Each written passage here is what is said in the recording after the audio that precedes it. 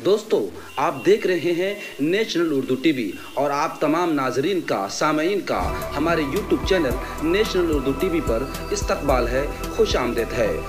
दोस्तों, आज हम बात करेंगे सोशल मीडिया पर। वो सोशल मीडिया जिसके ज़रिया से हिंदुस्तान के हर नागरिक को अपनी आवाज़ उठाने का हक हासिल होता है।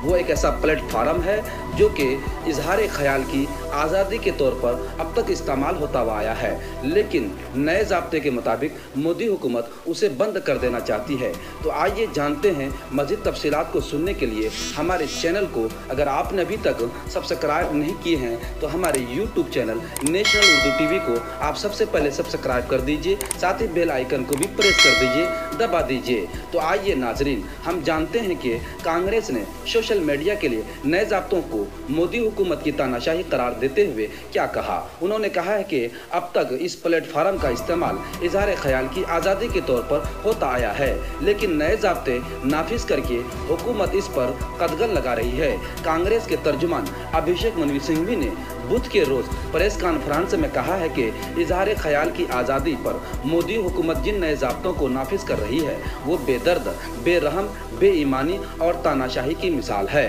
उन्होंने मज़ीद ये भी कहा कि इजहार ख्याल की आज़ादी पर शुमाली कोरिया का तानाशाह भी इतनी बेरहमी से ज़ाब्ते नाफिज नहीं करता है। उनका कहना था कि बेरहमी से मोदी हुकूमत ये ज़ाब्ते ला रही है वो शुमाली कोरिया के तानाशाह के लिए भी बाइस से तहरीक हो सकता है। मिस्टर सिंघवी ने कहा है कि इस नए ज़ाब्ता के तहत हुकूमत की कोशिश आईनी हुकूक और आईनी इदारों का गला घोटने और उन्हें अपने इशारों पर चलने के लिए मजबूर करना है। मोदी हुकूमत के खिलाफ आवाज़ न उठाए या उसकी कोई मुखालिफत न हो, इसी मकसद के तहत ये कानून बनाया गया है। उन्होंने ये भी कहा है कि इस ज़ाब्ते में सबसे ज़्यादा ख़राब ये है कि इसके ज़रिया एक्ट पर हमला किया जा रहा है। माहिरीन कानून से संगीन सूरत हाल मानते हैं क्योंकि ऐसा कभी नहीं हुआ है, लेकिन यहाँ हुकूमत ने तानाशाही रवैया इख्तियार करके मनमानी करना चाहती है।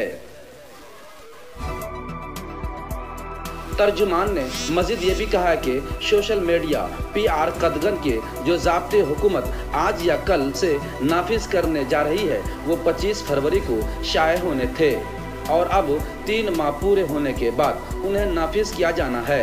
उन ज़ाब्तों को डिजिटल मीडिया के लिए 2020 या 2021 का ज़ाब्ता कहा जाता है। उन ज़ाब्तों में जो इंतज़ाम किया गया है वही शुमाली कोरिया के हुक्मरान का सोशल मीडिया और प्रेस के तई होता है।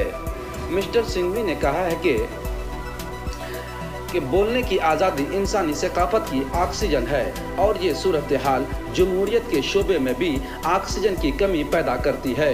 हुकूमत ने आज बहुत ही संगीन हालात पैदा कर दिए हैं। ये मसला हमारी तहजीब में तबादला ख्याल से मुंसलिक है और इस पर संजीदगी से सोचा जाना चाहिए। तो नाज़रीन, ये थी आज की सोशल मीडिया की ख़ास बातें। अगर आप हमारी इस बात से सहमत हैं तो कमेंट बॉक्स में ज़रूर अपनी राय का इजहार करें। साथ ही साथ हमारे चैनल को अगर आपने अभी तक सब्सक्राइब नहीं किए हैं, बराए मेहरबानी सब्सक्राइब करके हमारे चैनल को आप आगे बढ़ाने का हिस्सेदार बनें। शुक्रिया।